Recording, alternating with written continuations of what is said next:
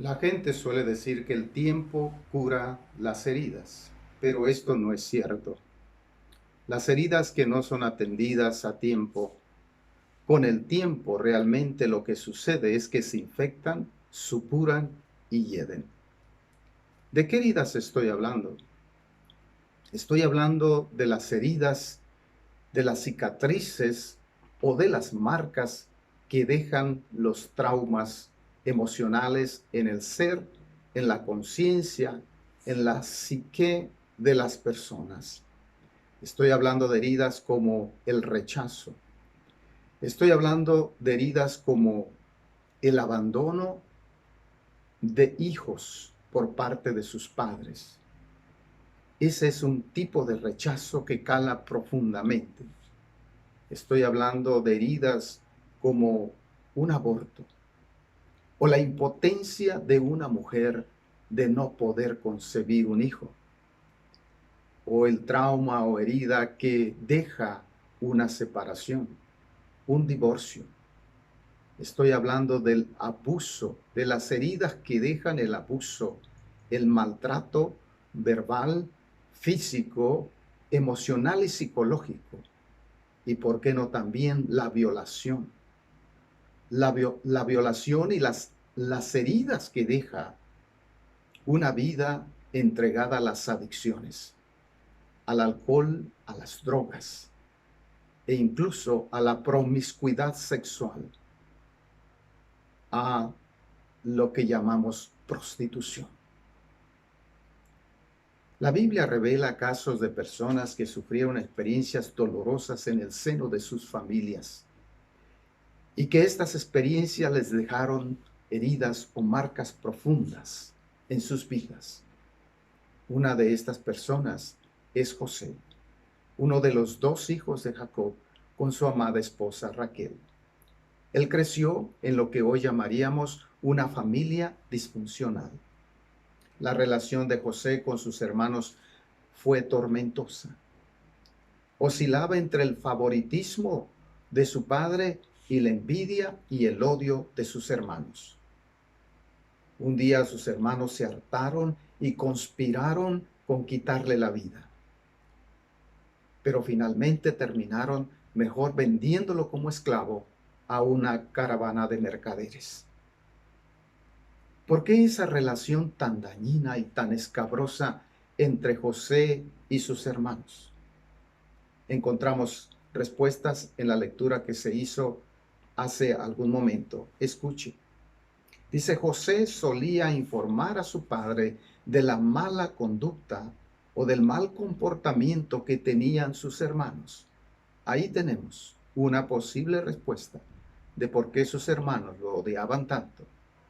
Era así como un muchachito chismoso que le gustaba traer noticias a su padre, pero su padre nunca hizo nada por corregir esto en su hijo. Y más adelante también se leyó, Israel amaba a José más que a sus otros hijos, por eso le mandó que se le confeccionara una túnica especial. ¿Por qué este favoritismo? ¿Por qué amaba tanto Jacob a José más que a sus otros hermanos? Precisamente porque lo había tenido con su esposa favorita. Usted debe saber que Jacob tuvo dos esposas y dos concubinas. Tuvo 4 mujeres con las cuales procreó 12 hijos y una hija. Estas mujeres en varias ocasiones se disputaron a su marido, a Jacob. Y había fricciones y había conflicto. De modo que José estaba creciendo en medio de hermanos que su padre tuvo con diferentes esposas. Pero la favorita de su esposa, de su padre, era su madre Raquel. Y el joven lo sabía. Y disfrutaba de este favoritismo. Y Jacob parece que no disimulaba el favoritismo por su hijo, más bien lo alimentaba, pues acabamos de leer que lo distinguió de los demás, mandándole hacer o confeccionar una túnica especial de muchos colores y de mangas largas.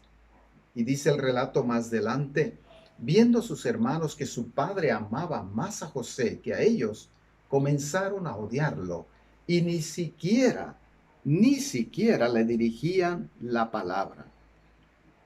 Y el padre, Jacob, estaba enterado de esto y parece que no hacía nada por evitarlo.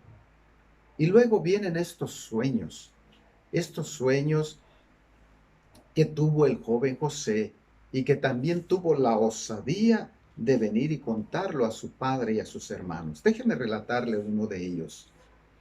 Cierto día José tuvo un sueño y cuando lo contó a sus hermanos, estos le tuvieron más odio todavía, pues les dijo, préstenme atención, que les voy a contar lo que he soñado. Resulta que estábamos todos nosotros en el campo atando gavillas. De pronto mi gavilla se levantó y quedó erguida, mientras que la de ustedes se juntaron alrededor de la mía y le hicieron reverencia. Sus hermanos replicaron, ¿de veras crees que vas a reinar sobre nosotros y que nos vas a someter?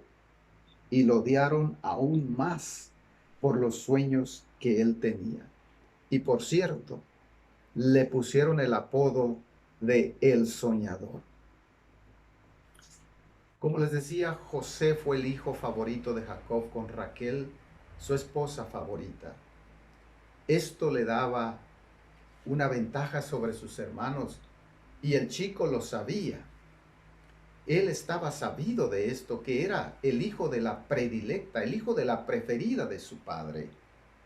Jacob no había aprendido la lección, que el favoritismo de sus padres había arruinado la relación con su hermano Esaú. ¿Lo recuerda usted? ¿Ha leído el relato? Que Isaac tuvo dos hijos, uno de ellos fue Jacob, el otro fue Esaú. Y que el favorito de Isaac siempre fue Esaú. Dice porque era hombre del campo y le gustaba la caza. Y su padre disfrutaba de lo que cazaba su hijo. En tanto que Jacob era el favorito de la madre, porque era un hombre quieto, que le gustaba pasar tiempo en la casa. Por esta razón, diría yo, José se sentía confiado. De ahí su actitud confiada y hasta presumida. Y de ahí también el odio y el desprecio que se ganó de sus hermanos. Este desprecio y este odio por esta relación de preferencia con su padre en sus hermanos fue creciendo, este desprecio hacia José, y terminó en un desenlace fatal.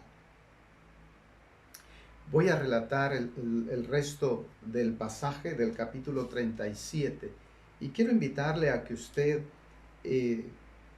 se meta bajo la piel de estos personajes para tratar de sentir sus emociones y sus reacciones en este crítico desenlace en el que ya los hermanos de José no pueden tolerarlo más y hacen un plan para deshacerse de él, una conspiración para asesinarlo, realmente para de una vez deshacerse de él por todas.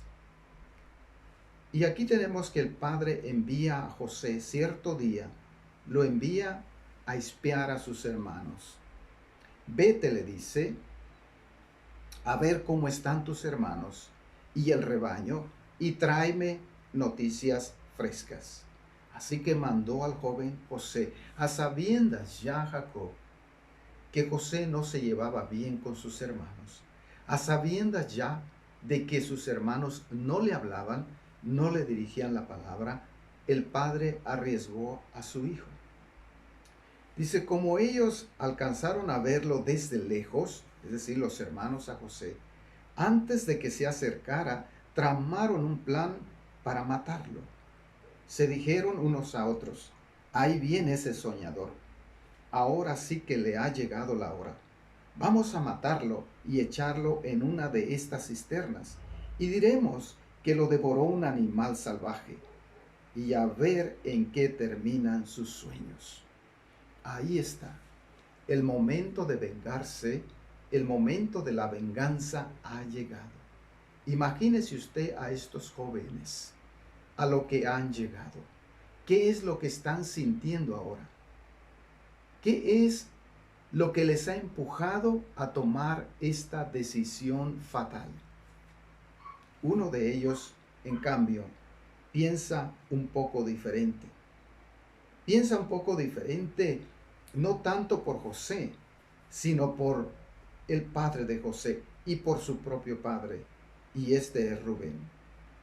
Dice, cuando Rubén escuchó esto, intentó librarlo de las garras de sus hermanos, así que les propuso, no lo matemos, no derramen sangre, arrójenlo a esta cisterna en el desierto, pero no le pongan la mano encima.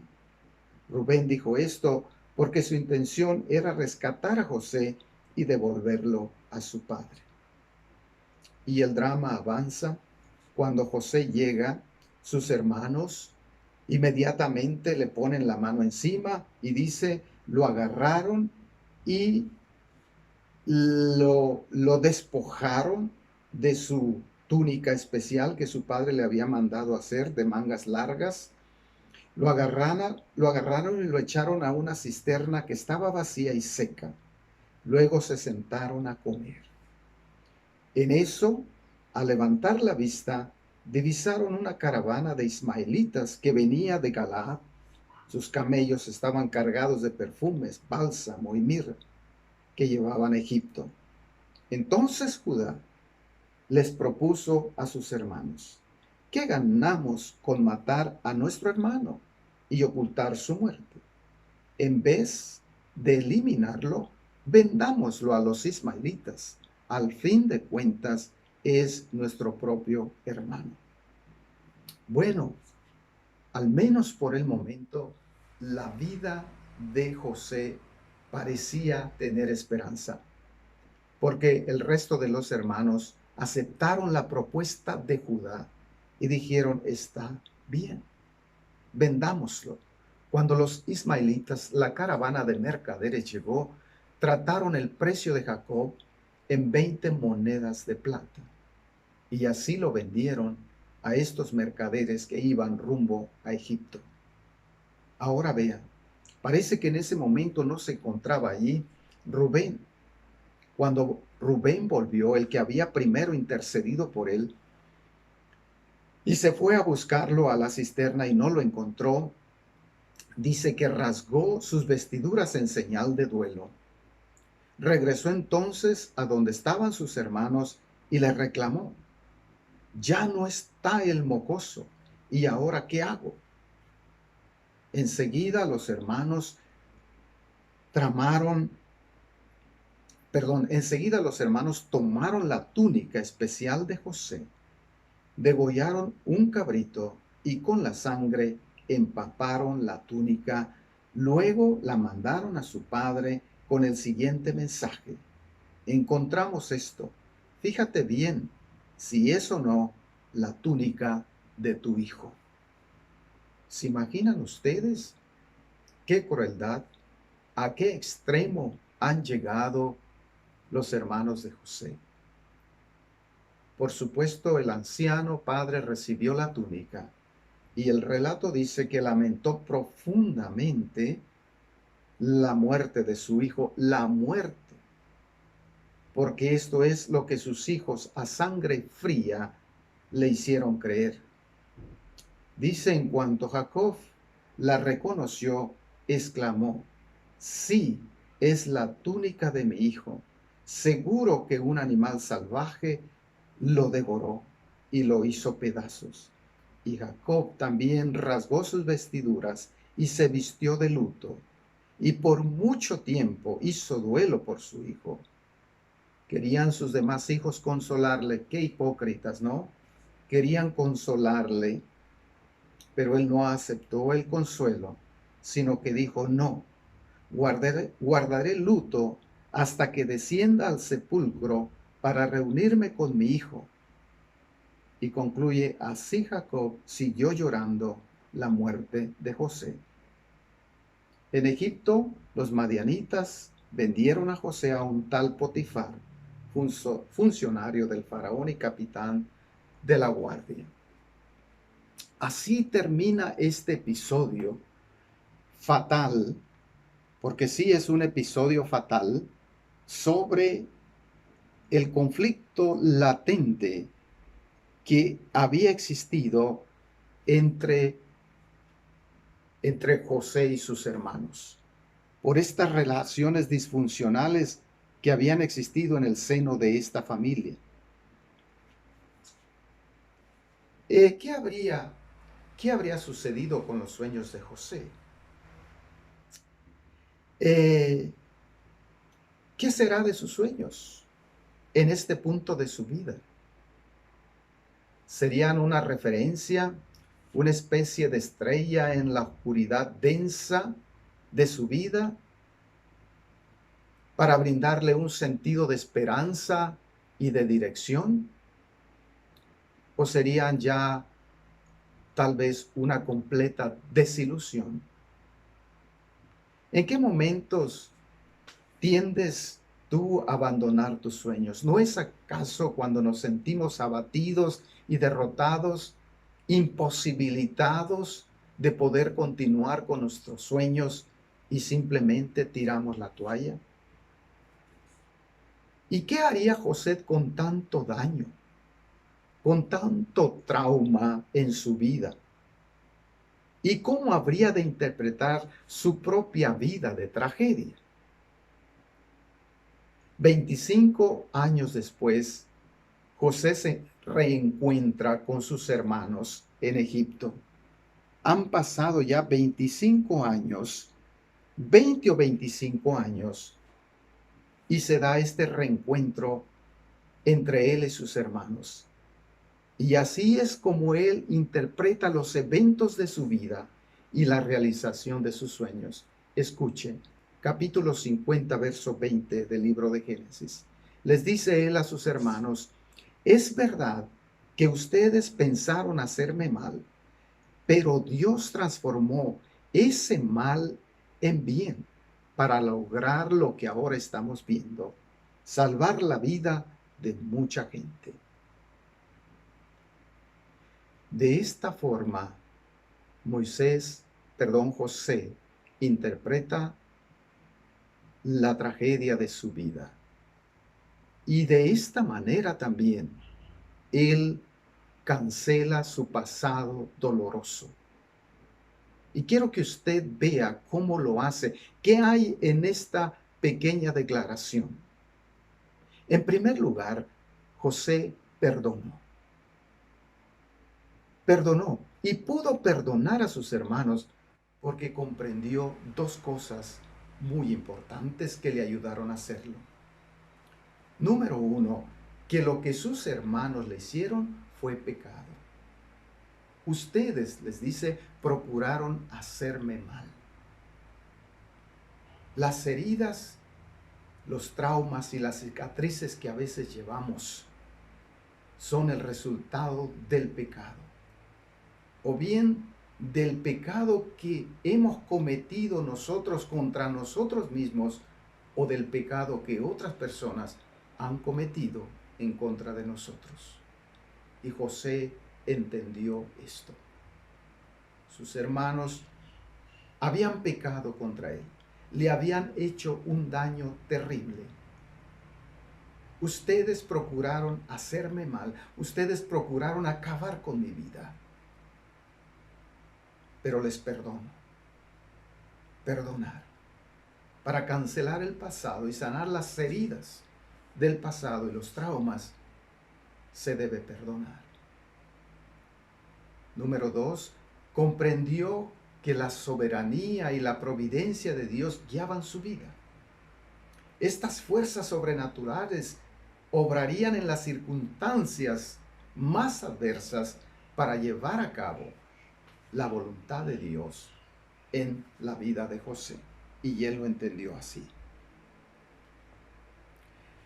José decidió vivir, y esta es otra manera en la que él cancela el pasado, sana sus heridas. José decidió vivir siempre del presente y no del pasado. No en lo que sería cada vez que enfrentaba una circunstancia terrible y adversa, no se sentaba a decir y a lamentar si tan solo hubiera sido, sino que aceptaba las cosas como eran y las enfrentaba. En cada circunstancia se desempeñó con excelencia. Tomó cada momento de su presente y lo transformó en una nueva experiencia de vida. En la casa de Potifar, las cosas iban excelentemente bien cuando él tomó la administración de la casa de Potifar, la administración de la casa de Potifar. E incluso cuando la esposa de este intentó seducirlo para que tuviera relaciones sexuales con ella, y él tuvo que salir literalmente huyendo.